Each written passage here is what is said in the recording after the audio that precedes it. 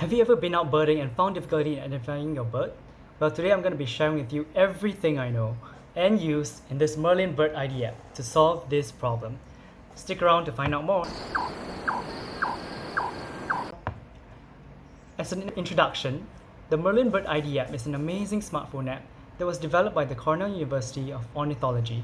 It's actually a great tool for bird watching because it's available for both iOS and Android. And so there's no worries on what kind of operating system you use. I'll be using my iPad because it's easy to see, and you can actually use your phone if you'd like to. I really like this app as it helps to quicken the bird identification process and lightens the load of carrying bulky field guides or out birding. This app is definitely a lifesaver for me. Okay, now let's get started. As for the demonstration, I'll first begin with when you download the Bird ID app, the Merlin Bird ID app. They will ask for your email, but you can actually choose to skip this step if you want. Next, the app will prompt you to download a bird pack. If you have not downloaded a bird pack already, let's hit the hamburger icon on the top left side and then hit bird packs. In this portion, it will display the number of bird packs. And each bird pack is basically a package that has bird information from a specific region around the world. There's North America, Europe, Asia, and all other parts of the world. So as the file size of each bird pack can be quite big, depending on your area, I recommend only downloading the bird packs that you are interested in. If you're only downloading the bird packs you're interested in, that will be better because it doesn't take up so much space on your phone. If you're planning to go on a birding tour, then this is something you need to keep in mind. So you need to download the bird pack first before you can access the bird information according to the location that you want to. Then the downloading of the bird pack can take up to about 10 minutes depending on the location that you have decided to download. In my case, I've already done so for Singapore, and as an example, let's get started on how to use the app. Let me scroll down first, let me hit all and then scroll down and show you all the different areas that is available. So plenty of areas, and you should only download those you need. Okay, now let's head back and go into the two different ID functions that this bird app has. So starting with bird ID. Bird ID actually takes you through 5 simple questions to help you narrow down your bird search. Let me just show you. Firstly, it will ask you, where did you see the bird?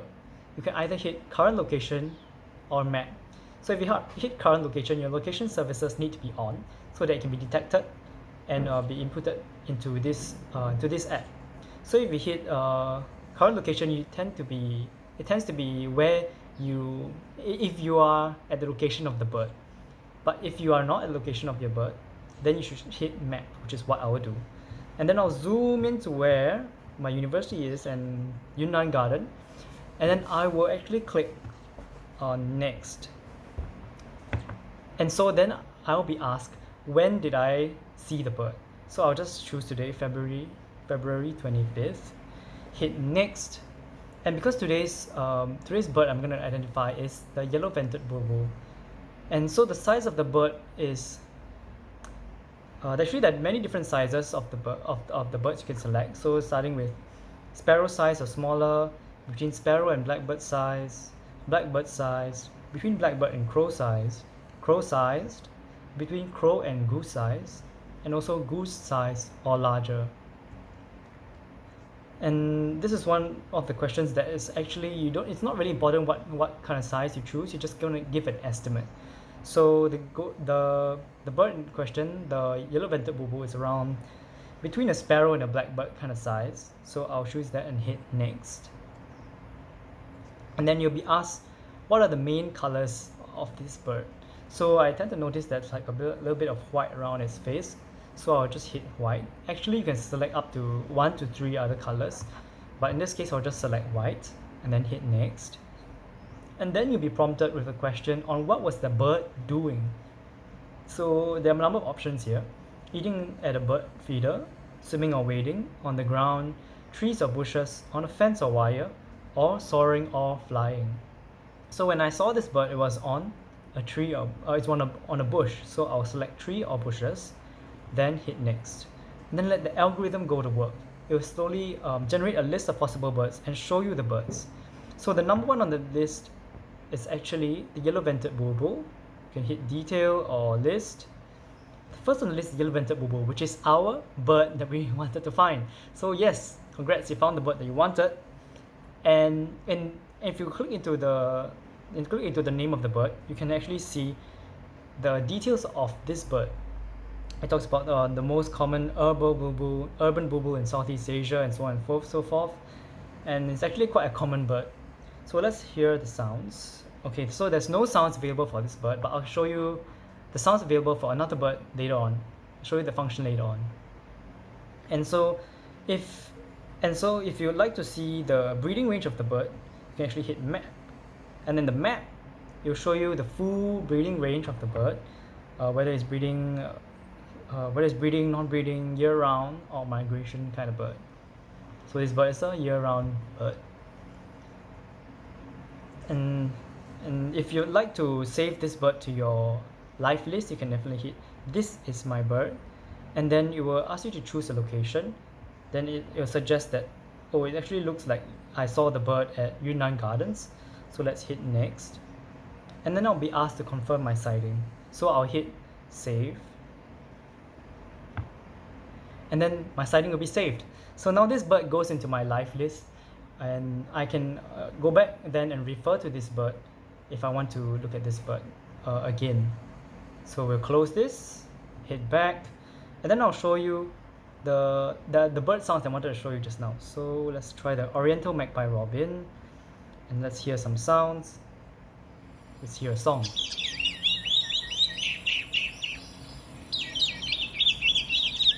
Sounds quite nice. Let's hear a call.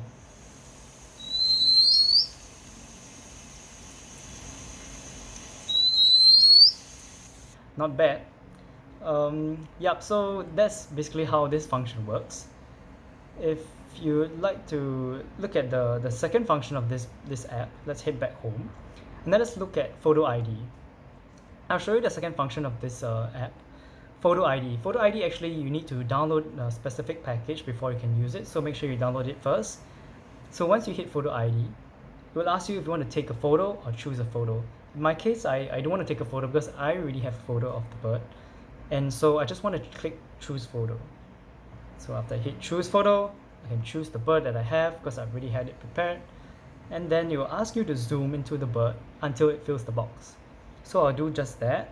I'll fill into the box and then hit next, and then I'll be asked to confirm the location and the date, and I'll hit identify, and there we go. First on the list, golden-bellied gerygony.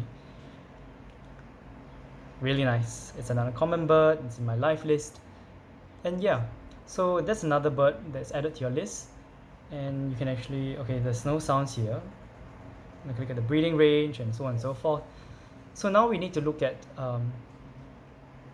let's go back home and just look at the other functions of this app. Now we see another function at the bottom here, explore birds. So if you hit explore birds, it actually shows the entire list of over 4,000 birds.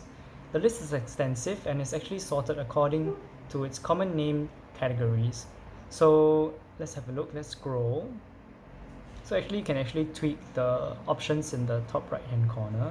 You can change to bird packs and then hit done. Show you all the birds that are inside your bird pack. So there are many different kinds of birds. There's gulls, there's shorebirds, so on and so forth. Let's just scroll. Falcons, owls, nightjars, swifts. So there's really a lot of birds inside here. You can go and explore it by yourself. And what I really like about it is that it actually gives a lot of information, and even some calls for even some birds that I've never even seen in my life yet. So if you like to, you can even, okay, so in the options in the top right corner, you can actually choose likely birds or bird packs. So likely birds will be a recommended list of birds that that other birders have seen and that the bird app recommends to you. So these are the likely birds that are all year round in Jurong, which is my area. And if you go back to the bird packs and hit done, if you see on the right, there are many different icons, so you can actually quickly navigate to the kind of bird and the type of bird that you want to focus in on. So if you think it's it's, let's say, a swift, then you will click the shape of a swift, and then you can easily see what kind of swift you've seen. Okay, so enough about exploring birds. Now we'll move on to the next section, which is live list. So if you hit the hamburger icon again, then hit on live list. So in the live list, I have two birds. Just now when I identified them was the yellow-vented bulbul and also the golden-bellied gerygony.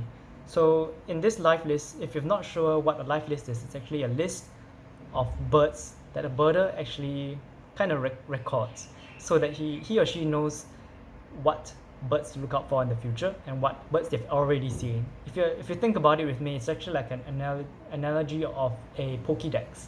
So it's like collecting Pokemon in your Pokédex. So it's a storage of all the birds you've seen before. So this is really good because if you store it electronically like this instead of a paper form, you can actually search. And then if you want to search golden-bellied gerygony, you can just type that out. And you can even sort them by their family, the date, newest first or oldest first. And yeah, I really like this live list, and I've discovered that this is one of the really nice things, and I really like technology. So this is one of the things that helped me a lot in terms of storing my bird information. And so yeah, if you'd like to see a complete list of power pack reviews of birding apps such as these, go to birdingoutdoors.com/apps. Do check it out. It's actually a really nice list. I've listed out very clearly with a written review of all the other bird apps that are similar to this one. So if you really like the Merlin ID bird app, then do check my website out. It's birdingoutdoors.com/apps. And hey, that's all for this video. Thanks for watching and goodbye.